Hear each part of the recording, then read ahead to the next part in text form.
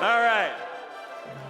You might wonder what it's like skiing at 135 miles an hour down a mountain. I wanted to start this off and have you imagine that you are standing on the side of a 42-degree slope. The sport is speed skiing. Speed skiing is straight down. There's no turns. In speed skiing, it goes 0 to 60 miles an hour in 3 seconds. A Ferrari can only do it in 4. You get up to 125 miles an hour in 8 seconds, 200 kilometers an hour in 8 seconds. You're wearing a skin-tight rubber suit, Darth Vader-style helmet, and you're nervous. When you push the poles in the snow, you're sideways to the slope so you don't slip sideways. And when you're ready to go, you look at the starter, make eye contact, give a nod, and the starter says, ready, go! Then you have 60 seconds within which you decide you'd like to leave. And in speed skiing, the way it works is both timing lights are at the bottom in a speed trap.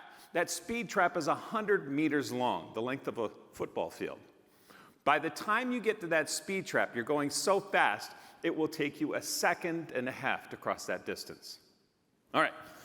When you decide to go, by the way, your skis are 240 centimeters long. They're 8 feet long. They're made for going straight, but you're sideways to the slope. What you do is you take the body weight up off that downhill ski, throw that ski out, wrap the other ski around, slap down a tuck as quickly as you possibly can, get up to 60 miles an hour in 3 seconds, which is the easy part. It's at about 100 miles an hour, it starts to get very difficult, because what's happening is the air is pushing the body all around. The skis go pop, pop, pop, pop, pop, pop, like that. Do not separate your hands. Now, you skiers know when you're skiing along and you catch an edge, what do you instantly do with your hands? What do you do with your hands? Put it out here for balance. At 125 miles an hour, what happens to that hand? Right, it ends up in Budapest somewhere. That spins the body, ski pops off, bye. Don't worry, I won't fall off the chair, I'm a professional. Finally see that speed trap, you cross the first beam, cross the second beam, this cool part, stand up, boom, blast of air in the chest, you slow down, slow down, slow down, and that's when it hits you, that adrenaline rush. It's like, wow, I want to do that again. Good afternoon. Did you enjoy dinner? Thank you. You know, my job here in the next 23 minutes is to describe the story that Amanda mentioned, recreational skier to Olympics in 4 years in the sport of speed skiing. And what struck me as spending time in this room today was those 5 words right now: outpace the speed of change. And as data analytics people, my job also is for us to decide how we are going to show up. I live in Dallas. I'm a Canadian. I met a Texas gal. I went, oh, you'll do. So now I live in Dallas. And to be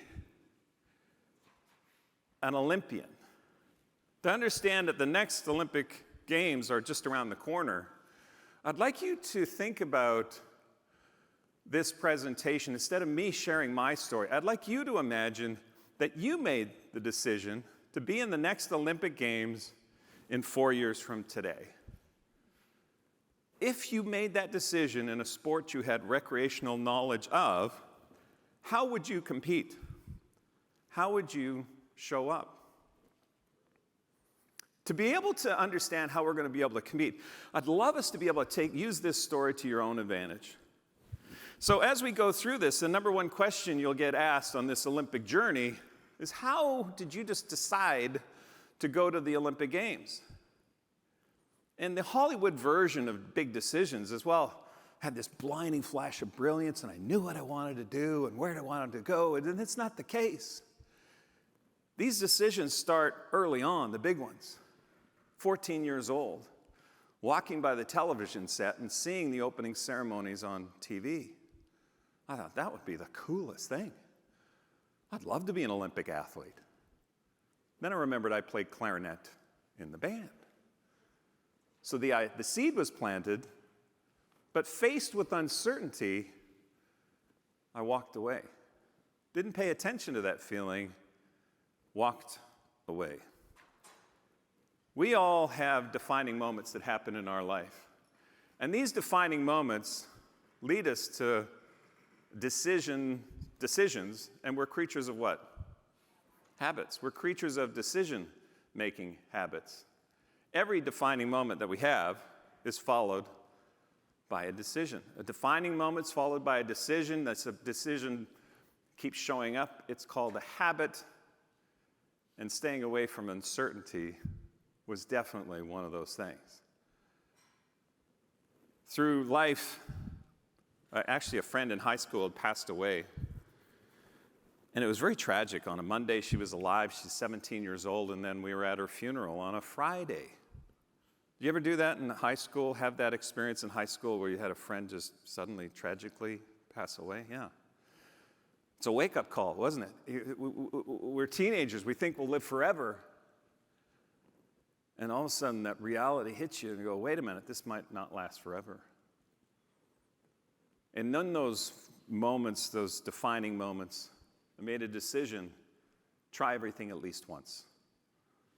Try everything at least once, as long as it was moral, ethical, and legal. And legal was more of a guideline. But anyway, so wandering on through life, trying new things, doing new things, buddy came up and said, Vince, you want to try luge? I said, yes. What is it? You know what luge is, right? The one-person sled laying on your back going, help, all the way down. Only track in North America was in Lake Placid. Tried luge. 2 weeks later, the national team shows up. Corner the national team coach with your buddy, Bob Gasper. Coach, it's been a dream ever since we were kids to compete in the Olympic Games. The coach looked at us and said, but you suck. Thanks for the motivation. Quit the sport of luge. Bob Gasper heard the exact same message. He went home, quit his job, bought a luge sled, and went to Europe to luge. Let's fast forward to the opening ceremonies of the Olympics in Calgary, my hometown. Had a ticket for the opening ceremonies, and that ticket for the opening ceremonies allowed you to witness 40,000 people watch each country march in alphabetical order, and as each country marches in alphabetical order, the energy starts to build, because by tradition, the host country is going to march in last. And would you agree there's energy between people? Not necessarily here, but normally, yes. At an opening ceremony is when the national team marches in, the whole place is just like woof, like that. The place went silent. I heard nothing. There was one person in focus. It was Bob Gasper. He's marching with the Olympic team, and I'm in the stands with a ticket.